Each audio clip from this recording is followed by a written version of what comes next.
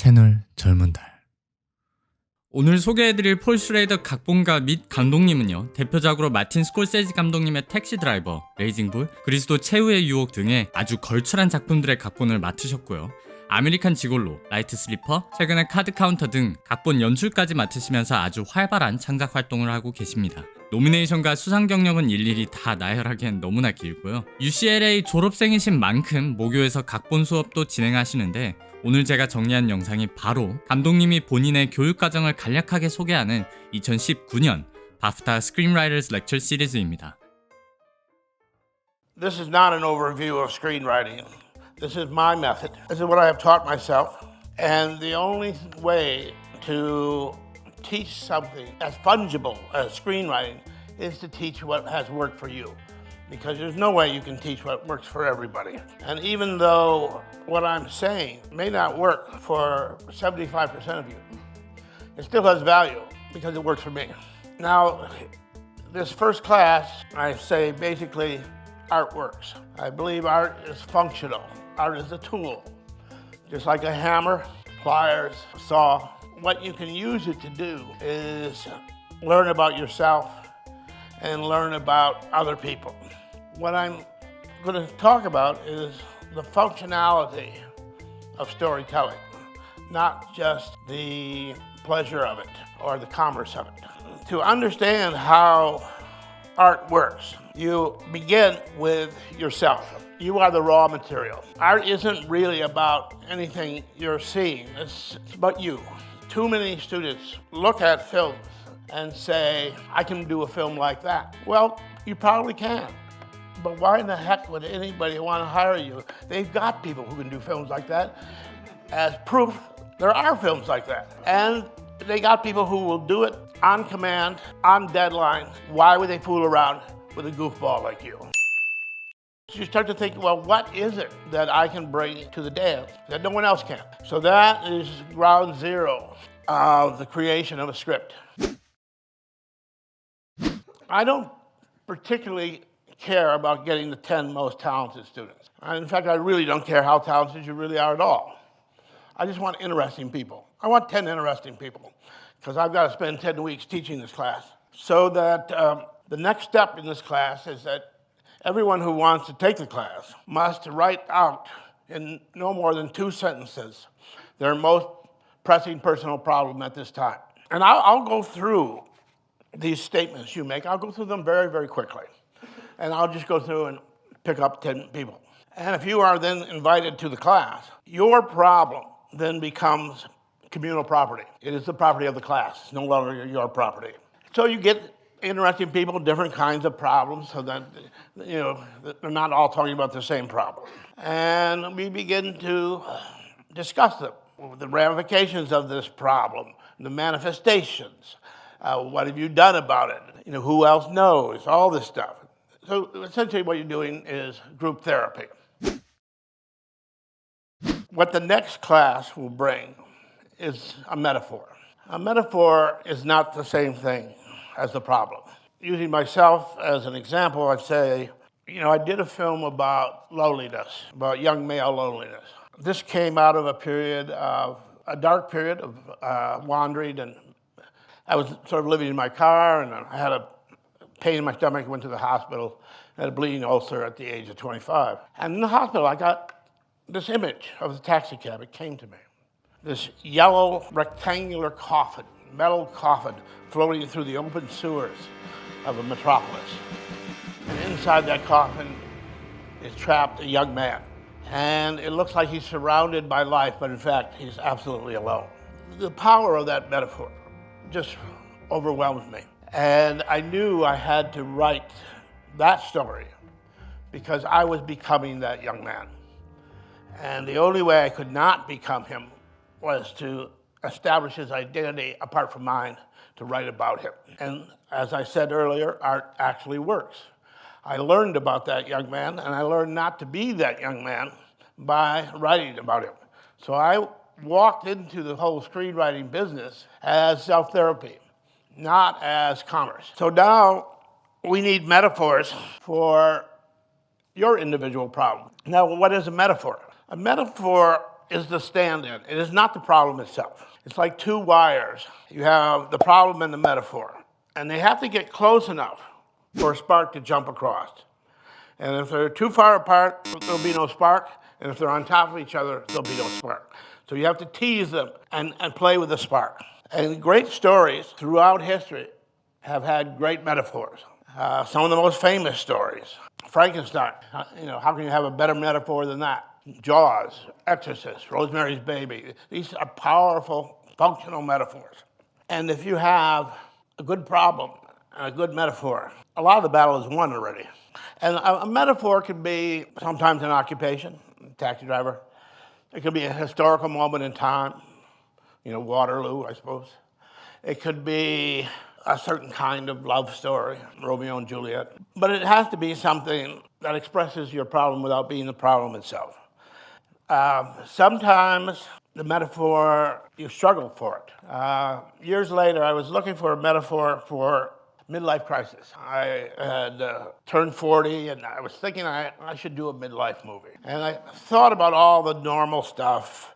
He leaves his wife, takes off with a co-ed, buys a car, drives across country. They all seem so cliched, and there was no spark. The wires were right on top of each other. I began to think, this went on for at least 6 months. I said, maybe I'm not going to find a midlife metaphor. And then one night, I woke up abruptly from a dream, about 5 a.m. And I had been talking, in this dream, a drug dealer I once knew, named John, was right in front of my face. He was asking me about the movies. I said, that's it. I couldn't find my metaphor. And my metaphor got sick of waiting and came and found me. This middle-aged drug delivery boy whose boss is quitting to start a cosmetics company and who has no skills.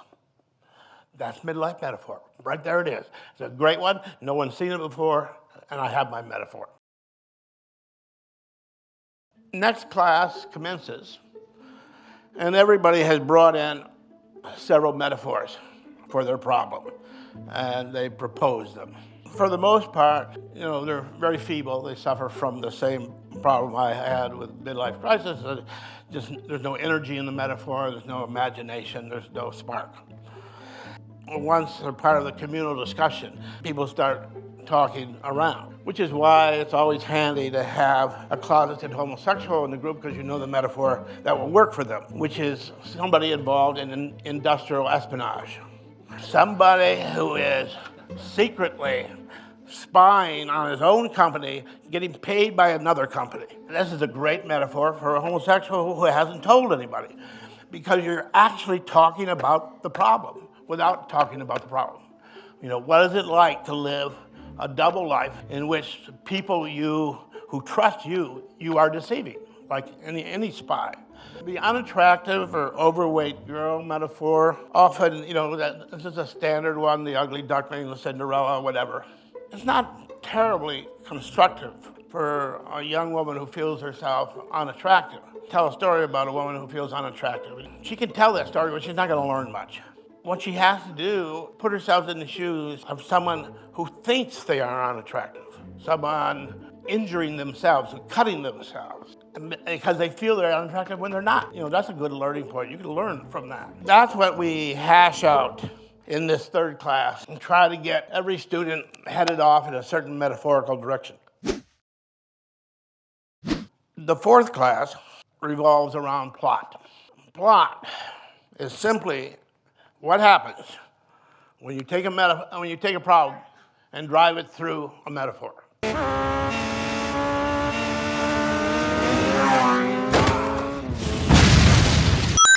Okay, you have a problem. The problem is loneliness. You have a metaphor, taxi cab driver. Shove your problem into the metaphor. What happens? You have a guy who's drifting around. He meets a girl he wants but can't have. He tries to kill the father figure of one and fails, so he kills the father figure of the other and becomes a hero. That is the entire plot of Taxi Driver. And all that comes from is taking this loneliness and shoving it through a taxi cab and imagining what can happen. So, in this class, we explore the nature of the problem. What can happen? You know, there's only a certain number of plots out there. But if your problem is interesting enough, if you've analyzed it properly, and if your metaphor is intriguing enough, hackneyed plots from yesteryear will live again because they will have a new life. When you start talking about plot, you just hypothesize. The class is then instructed the next week to come back with a 5 to 10 minute narrative of what happens between their problem and their metaphor and the plot. What events can happen? Just imagine events. Come up with something. It doesn't have to be qualitative, but you have to come up with something. And that takes us to the next step. I do not believe that screenwriting is part of the literary tradition. I believe it's part of the oral tradition. It's just me telling you a story. You know, it's your uncle coming back from a hunting trip and saying the dog ate something bad, got sick, and the bird got away, and we didn't come back with anything. If your uncle is a good storyteller, he can tell that story, for 15 minutes. And that's what it is, oral tradition. And the first time you tell your story, it may be 5, 10 minutes long. And you kind of make it up a bit as you go. You say to somebody, let me buy you a coffee, let me buy you a drink, I want you to hear this story. And you don't really care what they think of the story. It doesn't really matter whether they like it or not. What matters is the level of attention they are paying you. Do you have them? What is the eye contact? What is the body language? You can feel it when you don't have somebody. And then you gotta improvise, just like a stand-up comic. And maybe what you realize in the back of your head is that I'm doing too much exposition. I should have had a comic scene. If I had told a comic scene right there, I could have kept them, but now it was just too much exposition. So you're making these calculations and you're making notes as you tell the story. Then you outline, tell the story again. Outline, tell the story again. And it grows in length. If you can tell a story for 45 minutes, you have a movie. The way to know for sure, if you're uncertain, is take someone to a pub and start telling your story. And then about 30 minutes into your story, you say, excuse me, I have to go to the bathroom. And you come back. And you start another conversation, another tangent. Maybe you're talking politics now. If they don't ask you how the story ends, you don't have a story. And this is actually, I think, a very, very productive way to develop a story. What begins to happen as you tell your story repeatedly and re-outline it, one of two things happens, and they're both good things. One is you get sick of the story, it dies, it withers, and you walk away. This is a very good thing. It means you have just saved yourself 6 months of writing a story that nobody wants to read. You've protected yourself because there's nothing quite so debilitating as writing 3 or 4 scripts in a row as a beginning writer. None of them people are interested in. You're done. Your spirit is broken. So don't even write until you know somebody's going to be interested in that story. The other thing that can happen while you tell the story is the story will get sick of being told. The story will start saying to you, I want to be written now. I'm done with this phase. I'm fully formed. I want to go into print. And that's also a happy day because there you are with a fully fleshed story in your head. What exists between the oral tradition and the script phase is the outline. An outline begins, just as a list of things. In a given film, usually about 40 to 50 things happen. So as you tell your story, your outline expands, and that's always the best way to write.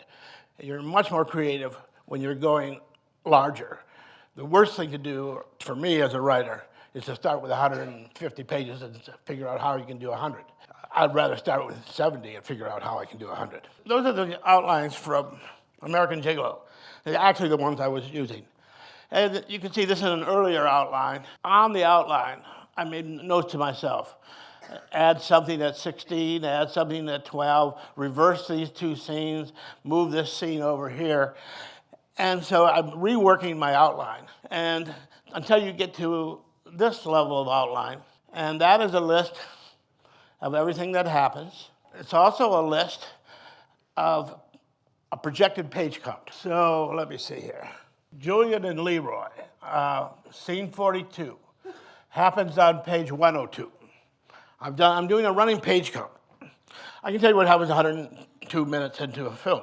That is because film is a fixed time frame. A scene that is good on page 35 is not necessarily good on 45, same scene. And so you have to be very aware of the calibration of your time. It's like a long distance runner. When I pass the coffee shop, I should be 12 minutes, 30 seconds into the run.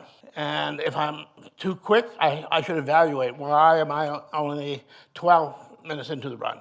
Or if I'm 13 minutes in, why am I slow? Calculate. Same thing happens when you're writing a script. I'm 5 pages off my outline. Was my calculation wrong? In which case, I need to recalculate. Or am I just adding stuff that's unnecessary? And so you're always thinking about that. And I like to do these outlines on a single sheet because you can carry it around with you and you can look at it. So here's the Last Temptation of Christ. You know, the entire film on a single sheet of paper. Every scene, the length of every scene, the projection of every scene, and then when the scene is crossed out, list of what the real page count was. And so that just like storytelling is spontaneous, it's also extremely calculated. In terms of a detailed outline, maybe 4 or 5 of them I do before I'm at that point where it's ready to be written. That more or less completes the process. So we are now 6 classes in out of 10, and the students are now permitted to write. What is your profession? And they have to have a script done in 10 weeks. Obviously, none of them are going to do this. And so the scripts, straggle in over the next year or so. But I don't want to let them write till we get to this point. And I fill out the remainder of the class with some exercises. I'll do an exposition exercise. I'll do a dialogue exercise. And then I'll have a class about formatting and more or less technical things. And then the last class, I always like to bring in a fellow screenwriter who works in a method totally unlike mine, for whom everything I have said is wrong and inappropriate. I've been convincing you of something for 10 weeks.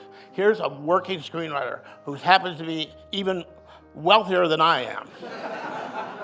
And he doesn't believe a word I've said. So just bear that in mind as you move on in life.